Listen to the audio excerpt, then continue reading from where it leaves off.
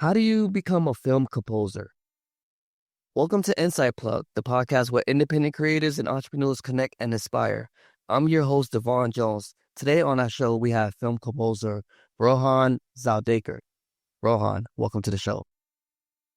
Thank you, Devon. Glad to be part of the show. Glad to have you on. So film composer is a pretty interesting career path. So if you can bring us from the beginning, how did you start with becoming a film composer?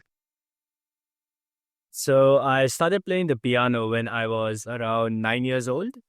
My grandfather was quite into Indian classical music, and I started learning a lot of miscellaneous instruments like tabla, harmonium, sitar, and that progressively got me into the piano. So it was an on and off hobby, I guess, which because it helped me with academics here and there. It also distracted me at the same time. But it was always a nice escape from reality as a child. Eventually, after a certain point, I started progressing into composing music on the piano itself to share my emotion with the world, to share certain thoughts, certain experiences of my life through music itself. That eventually got me into film composing. So I further tried to implement it through different instruments like guitar, drums. I started learning different instruments to show different types of moods, emotions.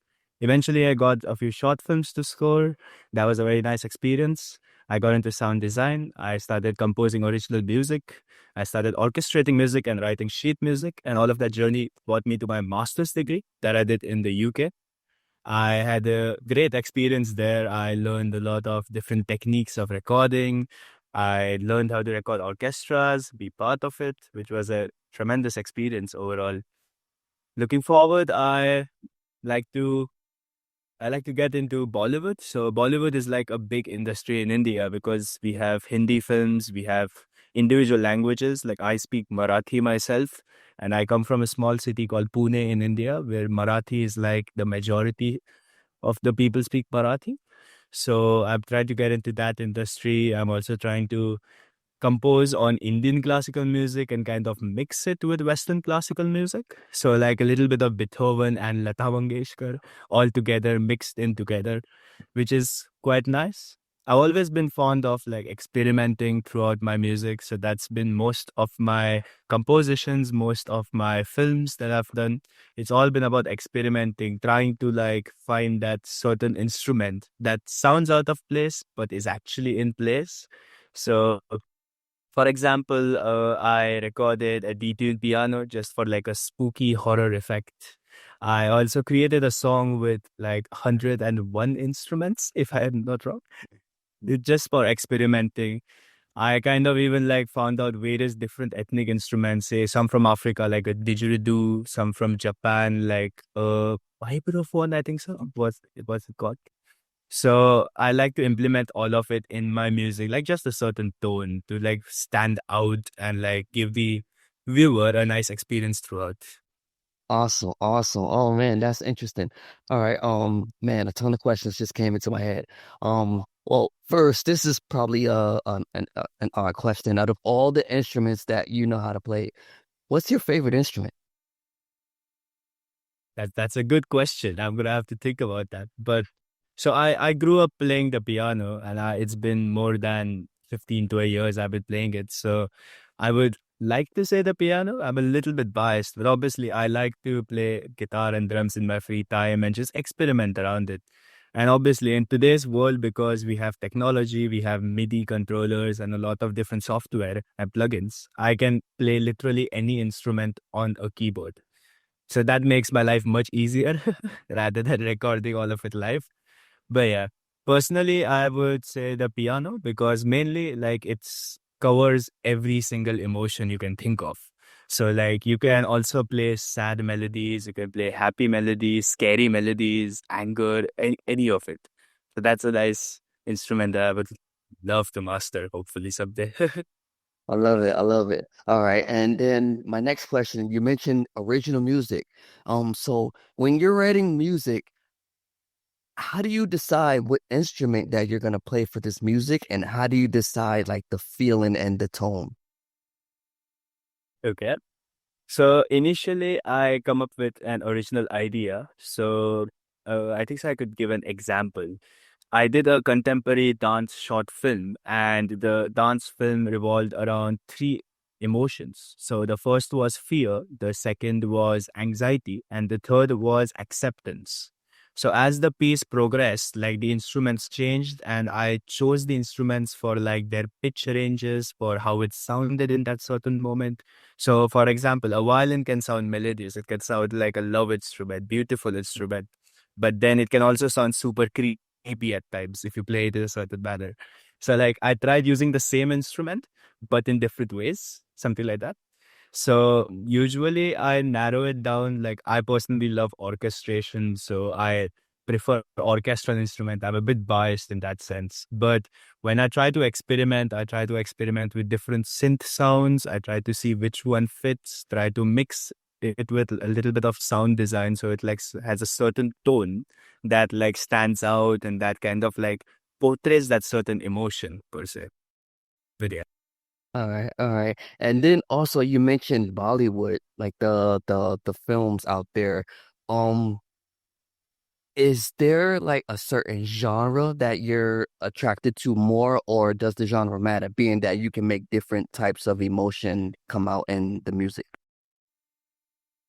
Okay. So there's no certain genre I'm attracted to in film, but because I compose a lot of orchestral music and most of my music is emotional, so I personally prefer to compose for dramatic films. So mainly dramatic or like documentaries or like certain real life incidences that are portrayed through Bollywood. So I look up to even some dramatic film. There's a very famous film called Andhadhun. So it's a film about the blind pianist who witnesses a murder, which is quite dramatic throughout. And then he's actually not blind and they try to prove he's blind. And he goes through a lot of things trying to prove he's blind, whereas he's not actually blind. It's a bit confusing at first, but it's a very interesting movie because like he plays the piano. So like the entire score is based on piano and there's like songs in the middle and the score also contains violin, orchestral instruments. But yeah, overall, I would say like I prefer dramatic films. I would like to get into that certain genre, but also documentaries because like they have a lot of emotion because it's real life incidences. Nice, nice, nice. I love it. All right, so let's talk about some of your projects. You have this project called Reverie. So how did you come up with the concept for that project? So Reverie was my album EP that I came out last year. It was actually a combination of 5 songs.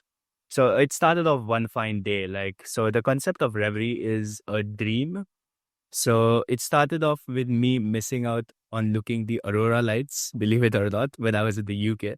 So one fine day I had a dream per se, and where I saw the aurora lights, and it just hit me at that very moment that it looked so beautiful, but it wasn't really there. So after that, I tried experimenting. I thought that was a really cool name. I thought, let's try to build on this concept. So each and every song of it actually has a storyline behind it, kind of. So it's got 5 tracks. The first and the second track, that is Luminous and Nocturnus, are actually opposites of each other. It's light and night, like light and darkness, kind of. So in Luminous, I've used more high pitched instruments like violin, like brass, like French horn, and the melody is very like upbeat. It's kind of calming. It's kind of like achieving. Whereas in Nocturnus, it's the same melody but in reverse. So it's a little bit dark. The instruments I've used are darker, like a trombone, like a double bass, and like on the piano itself. So they're kind of like opposites of each other. Further on, I made Pulses, which is like a lo-fi beat. So that was actually so that idea actually came to me very randomly. I saw a random sample on the internet and I liked it so much that like one fine day I was just at the piano, I was playing it, just experimenting around and I found these 3 chords and that's literally the entire song, 3 chords. And so I tried experimenting with different instruments, the same chords over and over again in different types of this thing. And it was just so calming to the ear that I thought like, let's include this in the album. And finally, XYZ was one of my original compositions that I made long back. It's actually inspired by Ludovico Einaudí's Nuovo Bianche. It's an Italian composer. He's a very famous composer that I saw live around July last year. So I use the same chords. I try to find inspiration through that song itself, try to experiment around it, and came up with the melody. And there's one more. It's called Marsden. So Marsden House was my student accommodation when I was living in Leeds. The only reason I actually booked the accommodation was because there was a piano in the basement, like in the games room. I was so excited that the first day I moved in, I went to see the piano just to realize it was detuned and like 100 years old. So after spending around 6 to 8 months in the area, I thought, screw it, might as well make something out of it. So I sampled the entire piano, detuned the piano, and it had such a spooky effect. Like the pitches were completely wrong. It was completely detuned. There was a hammer sound in the middle. Half of the keys didn't work. It was a funny experience, but I sampled that entire piano and I created that song out of it. So it's like a exhilarating melody, which like goes into an adventurous tone as well, like a little bit of action and adventure. But it entirely revolves around the detuned piano that I just experimented with. Love it. I love it. All right. So now we have this next project called Colors of the Soul. How was the experience with that one? So Colors of the Soul was my first album. And that was probably the most important part of my journey in music because, as I said earlier, like I always felt like I was never an emotional person. Like I never knew how to portray my emotions. That is why I liked to portray it through music. So when I came up with the idea Colors of the Soul, it was each color kind of signifies an emotion. So when you think of red, you think of anger. When you think of blue, you think of sadness. Yellow is happy, and so on and so forth. So I tried to make pieces on that specific emotion for that specific color.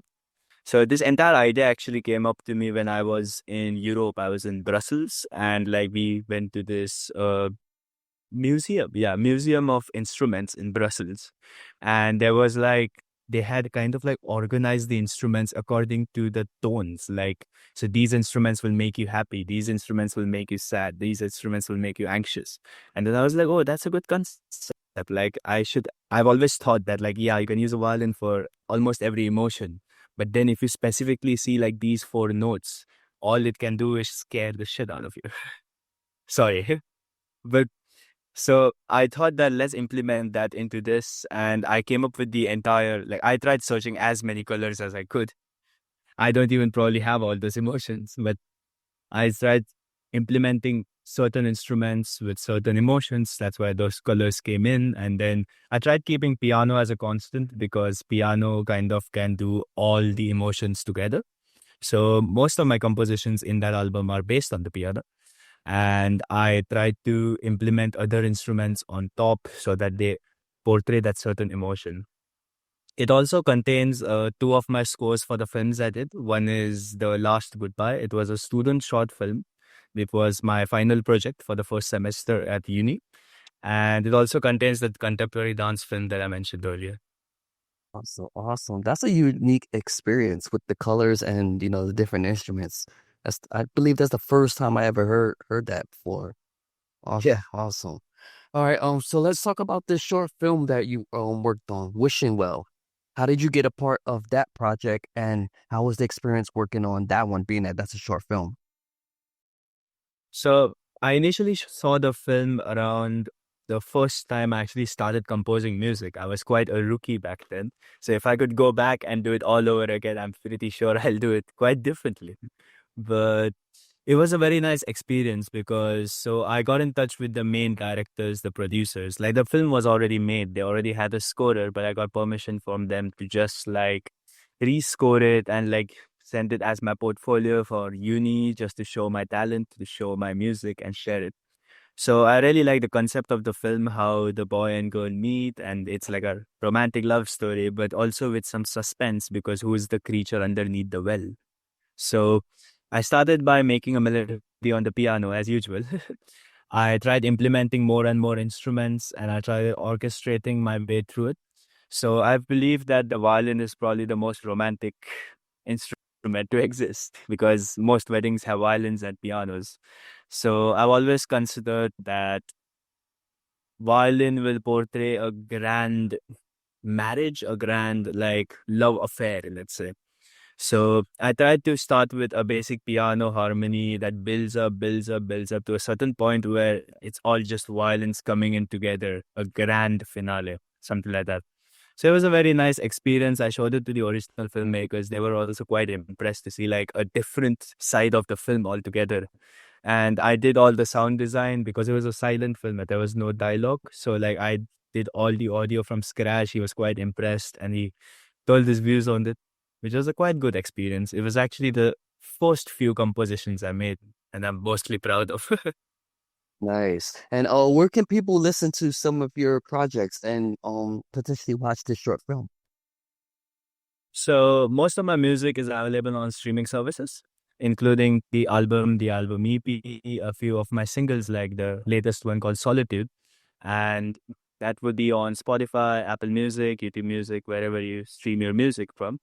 My short films are available on YouTube. You can search up my name called Rohan Jawakedar. I'm sure it's hard to spell, but I also have my website which has a lot of different projects I do here and there with a few advertisements, with a few other short films that I did for my college projects and a few films in my own language, that is Hindi and Marathi for Bollywood.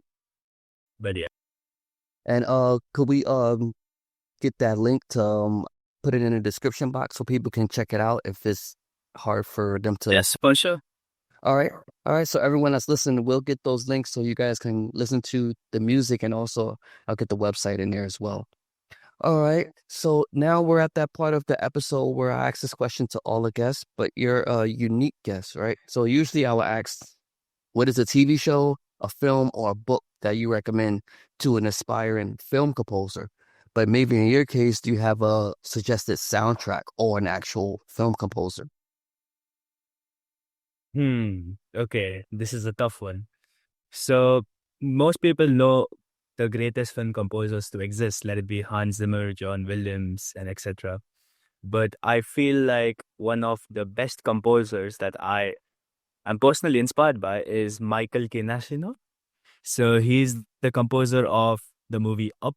If you know Married Life, the score, that's one of the most influential score on me because it starts with the piano. Again, a love melody portrayed through violins, through flutes, through piano.